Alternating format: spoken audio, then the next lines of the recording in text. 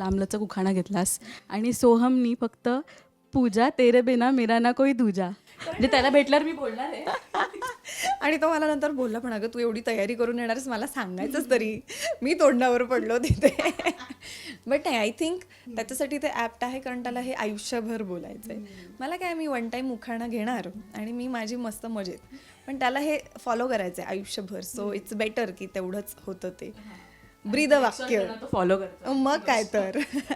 पण मला सांग पूजा, की ना प्रत्येकजण कोणाही, म्हणजे जरी का मुलाचं लग्न झालं किंवा मुलीचं, प्रत्येकजण विचारतं काय मग कसं वाटतं लग्नानंतर, काय बदललं, पण खरं तर काय नसतं बदललं आहे ना. है ना.